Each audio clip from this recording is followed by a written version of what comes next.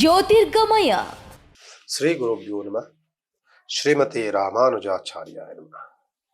ವೀಕ್ಷಕ ಸ್ನೇಹಿತರಲ್ಲಿ ಪ್ರಾತಃ ಕಾಲದ ನಮಸ್ಕಾರಾದಿಗಳನ್ನು ಮಾಡ್ತಾ ನಾನು ನಿಮಗೆ ಒಂದು ಉಪಯುಕ್ತವಾದಂತಹ ನಿಮ್ಮ ಮನಸ್ಸಿಗೆ ಬಹಳ ಇಷ್ಟವಾಗುವಂತಹ ಒಂದು ವಿಚಾರವನ್ನು ಹೇಳಲಿಕ್ಕೆ ಬಯಸ್ತೇನೆ. ಏನಂತಂದರೆ, ನಾವು ಮಗು ಹುಟ್ಟಿದಾಗಲಿಂದಲೂ ಸಹ ಮನುಷ್ಯನ ಅಂತ್ಯದವರೆಗೂ ನಾವು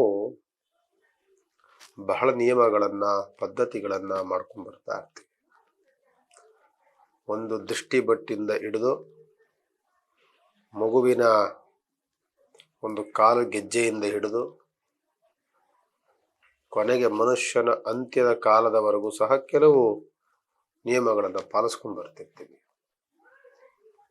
ನಾವು ಅದರಲ್ಲಿ ಮುಖ್ಯವಾಗಿ ನಾವು ನಮ್ಮ ಸಂಸ್ಕೃತಿನಲ್ಲಿ ಸಂಪ್ರದಾಯಗಳಲ್ಲಿ ಒಂದು ಮಗು ಹುಟ್ಟಿದ ಮೇಲೆ ಅದಕ್ಕೆ ನಾಮಕರಣವಾಗುತ್ತೆ.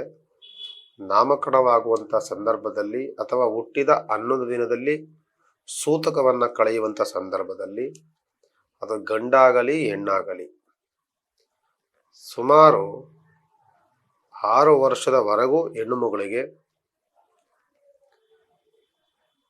ಗಂಡು ಮಕ್ಕಳಿಗೆ ಪೂರ್ವವಾಗಿ ಒಂದು ಹುಡುದಾರವನ್ನು ನಾವು ಹಾಕ್ತೀವಿ. 6 ವರ್ಷದ ಮೇಲೆ ಹೆಣ್ಣು ಮಕ್ಳಿಗೆ ಹಾಕೋದಿಲ್ಲ, ಗಂಡು ಮಕ್ಳಿಗೆ ಹಾಕ್ತಾರೆ. ಹೆಣ್ಮಕ್ಳಿಗೆ ಹುಡುದಾರ ಹಾಕುವಂಥ ಪದ್ಧತಿಗಳು ಅನಂತರದಲ್ಲಿ ಬರೋದಿಲ್ಲ. ಆದರೆ ಪ್ರತಿಯೊಬ್ಬರೂ ಸಹ ಒಂದು ಕಪ್ಪು ದಾರವನ್ನು ಕಟ್ಕೊಳ್ಬೇಕಾಗ್ತದೆ. ಗಂಡು ಮಕ್ಕಳು ಹುಡುದಾರವೇ ಇಲ್ಲ ಅಂತ ಅಂದಾಗ ಅವರಿಗೆ ಬೆಳವಣಿಗೆಯ ದೋಷಗಳು ಬರುತ್ತೆ. ದೃಷ್ಟಿ ದೋಷಗಳ ಜೊತೆಯಲ್ಲಿ ಬೆಳವಣಿಗೆಯ ದೋಷಗಳು ಬರುತ್ತೆ. ವಿಶೇಷವಾಗಿ ಗಂಡು ಮಕ್ಕಳಿಗೆ ಪುರುಷತ್ವದ ದೋಷಗಳು ಬರಲಿಕ್ಕೆ ಅದು ಕಾರಣವಾಗುತ್ತೆ ಎನ್ನುವಂಥ ಶಾಸ್ತ್ರಗಳು ಇದೆ. ಹುಡುದಾರ ಹಾಕಲಿಲ್ಲ ಅಂತಂದರೆ ಗಂಡು ಮಕ್ಕಳು ಪುರುಷತ್ವದ ದೋಷಗಳು ಬರುತ್ತೆ ಅನ್ನುವಂತಹ ಉಲ್ಲೇಖ. ಹೆಣ್ಣು ಮಕ್ಕಳು 6 ವರ್ಷದವರೆಗೂ ಹಾಕಿರ್ತಾರೆ, ಕೆಲವು ಅಲ್ಲಿ ತನಕನೂ ಹಾಕೋದಿಲ್ಲ. 1 ವರ್ಷ 1.5 ವರ್ಷ ಮಕ್ಕಳು ಬುದ್ಧಿ ಬರೋ ತನಕ ಹಾಕಿ ಆಮೇಲೆ ತೆಗೆದು ಬಿಡ್ತಾರೆ. ಅನಂತರದಲ್ಲಿ ಹೆಣ್ಣು ಮಕ್ಕಳು ಅಷ್ಟೇ ಒಂದು ಎಡಗಾಲಿಗೆ ಒಂದು ಕಪ್ಪು ದಾರವನ್ನು ಅಥವಾ ಕಪ್ಪುದಾಗಿರುವಂತಹ ಒಂದು ಗೆಜ್ಜೆಯನ್ನಾದರೂ ನೀವು ಎಡಗಾಲಿಗೆ ಹಾಕಬೇಕು. ಮದುವೆ ಆದ್ಮೇಲೆ ಕಾಲುಂಗುರಗಳನ್ನು ಹಾಕ್ತೀರಿ. ಮತ್ತೆ ಹುಟ್ಟಿದಾಗಲಿಂದಲೂ ಸಹ ಗಂಡು ಮಕ್ಕಳಿಗೂ ಒಂದು 3 ವರ್ಷ ತನಕ ಗೆಜ್ಜೆ ಹಾಕಿರ್ತಾರೆ. ಹೆಣ್ಣು ಮಕ್ಕಳಿಗೆ ಜೀವನ ಪೂರ ಗೆಜ್ಜೆಯನ್ನು ಹಾಕ್ತಾರೆ. ಆ ಗೆಜ್ಜೆಯನ್ನು ಹಾಕುವಂತಹ ಸಂದರ್ಭಗಳಲ್ಲಿ ಹಾಕುವಂತಹ ರೂಢಿಗಳಲ್ಲಿ ಒಂದು ಬಹಳ ಕಪ್ಪುದಾಗಿರುವಂತಹ ಬೆಳ್ಳಿಯಿಂದಲೇ ಮಾಡಿರುವಂತಹ ಒಂದು ಗೆಜ್ಜೆಯನ್ನ ಎಡಗಾಲಿಗೆ ಸದಾ ಹಾಕಿ, ಅಥವಾ ಅದು ಆಗ್ಲಿಲ್ಲ ಅಂದಾಗ ಒಂದು ಕಪ್ಪು ದಾರವನ್ನ ಎಡಗಾಲಿಗೆ ಸದಾ ಹೆಣ್ಣು ಮಕ್ಕಳು ಕಟ್ಟಬೇಕು. ನೀವು ನೋಡ್ಬೋದು, ಮೊದಲು ನಾವು ಏನು ಮಾಡ್ತಿದ್ವಿ ಅಂದರೆ, ಒಂದು ಮದುವೆಯನ್ನು ಆಯಿತು ಅಂತಂದರೆ ಹೆಣ್ಣು ಮಗುವಿಗೆ ಕರಿಮಣಿಯಿಂದಲೇ ದಾರವನ್ನು ಹಾಕಿ ಮಾಂಗಲ್ಯಕ್ಕೆ ಹಾಕ್ತಾ ಇದ್ದಿದ್ದು. ಏನಕ್ಕೆ ಅಂದರೆ, ಆ ಕರಿಮಣಿ ಕಂಡಾಗ ಮನುಷ್ಯನ ದೃಷ್ಟಿಗಳು ತಟ್ಟೋದಿಲ್ಲ, ಅದು ಬೇಗ ಅವ್ರಿಗೆ ನಿವಾರಣೆ ಆಗುತ್ತೆ, ಯಾವ ದೃಷ್ಟಿ ದೋಷಗಳು ಬರೋದಿಲ್ಲ ಅನ್ನೋಕ್ಕೋಸ್ಕರವಾಗಿ ಆ ಕಪ್ಪು ಮಣಿಯನ್ನು ಧರಿಸ್ತಿದ್ದಿದ್ದು. ಈಗೆಲ್ಲರೂ ಸಹ ಗೋಲ್ಡ್ ಚಿನ್ನದಲ್ಲಿ ಹಾಕೊಳ್ತೀರಿ.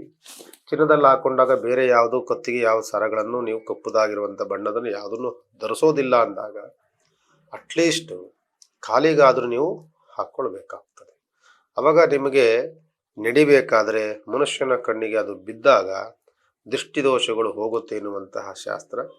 ಗಂಡು ಮಕ್ಕಳು ಸಹ ಹುಡುದಾರ ನಿಮಗೆ ಹಾಕಿದ್ರೆ ಯಾರಿಗೂ ಕಾಣೋದಿಲ್ಲ. ಆದರೆ ನಾವೇನು ಮಾಡಬೇಕು ಗುರುಗಳೇ ಅಂತ ಅಂದಾಗ, ನೀವು ಸದಾ ಕಾಲ ಕಪ್ಪು ದಾರವನ್ನು ನೀವು ಆಲೆ ಸೊಂಟಕ್ಕೆ ಕಟ್ಟಿದ್ದೀರಿ ಎಂದಾಗ ಯಾವುದಾದರೂ ಒಂದು ದಾರವನ್ನು, ಒಂದು ದೇವರ ಪೂಜೆಯನ್ನು ಮಾಡಿದಾಗ ಒಂದು ರಕ್ಷೆ ದಾರವನ್ನು, ಯಾವುದೋ ಧರ್ಮಕ್ಷೇತ್ರಗಳಿಗೆ ದೇವಸ್ಥಾನಗಳಿಗೆ ಹೋದಾಗದ್ರೆ ಯಾವುದರ ಒಂದು ದಾರವನ್ನು, ಅಲ್ಲಿ ಕೊಡುವಂತಹ ಯಾವುದಾದ್ರೂ ಒಂದು ವಸ್ತುವನ್ನು ಒಂದು ಕೈಗೆ ಕಟ್ಕೊಳ್ಳಿ, ಅಥವಾ ಒಂದು ಕಪ್ಪದಾಗಿರುವಂತಹ ಒಂದು ವಾಚನ್ನಾದರೂ ಹಾಕೊಳ್ಳಿ. ಅಥವಾ ನೀವು ಗೋಲ್ಡ್ ಕಲರ್ ಇದ್ರೂ ಪರವಾಗಿಲ್ಲ, ಒಂದು ವಾಚನ್ನು ಹಾಕಿ ಅಥವಾ ಒಂದು ಉಂಗುರವನ್ನು ಧರಿಸಿ. ಏನೋ ಒಂದು ಕೈಗೆ ಧರಿಸ್ಕೊಂಡಾಗ ಮನುಷ್ಯನ ದೃಷ್ಟಿ ಎಲ್ಲೋಗುತ್ತೆ ಅಂತ ಅಂದರೆ, ಎಲ್ಲಿ ಮನುಷ್ಯನ ಒಂದು ಒಂದು ವಿಶೇಷವಾದಂತಹ ಹೊಳಪು ನೀಡುವಂತಹ ಒಂದು ವಸ್ತುಗಳು ಕಾಣುತ್ತೋ ಅದರ ಮೇಲೆ ಕಣ್ಣು ಹೋಗುತ್ತೆ. ಆಗ ದೃಷ್ಟಿಗಳು ಆಗುವಂಥದ್ದು ಕಡಿಮೆ ಆಗುತ್ತೆ. ಇದರಿಂದ ಮನುಷ್ಯನ ಮುಂದಿನ ದಿನಗಳಲ್ಲಿ ಅಂತಹ ದೋಷಗಳಿಂದ ವಿಮುಕ್ತರಾಗಲಿಕ್ಕೆ ಬಹಳ ಅನುಕೂಲವಾಗುತ್ತೆ ಅಂತ ಹೇಳ್ತಾ, ವಿಶೇಷವಾದಂತಹ ಸಂಚಿಕೆ ಇದೆಲ್ಲರೂ ಸಹ ನೀವು ಫಾಲೋ ಮಾಡ್ತೀರಿ ಅಂತ ತಿಳ್ಕೊಳ್ತೇನೆ. ಎಲ್ಲರಿಗೂ ನಮಸ್ಕಾರ. ಜ್ಯೋತಿರ್ಗಮಯ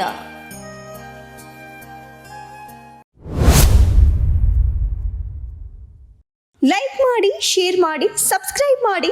ನೋಡ್ತಾ ಇರಿ ರಿಯಲ್ ಬೆಂಗಳೂರು.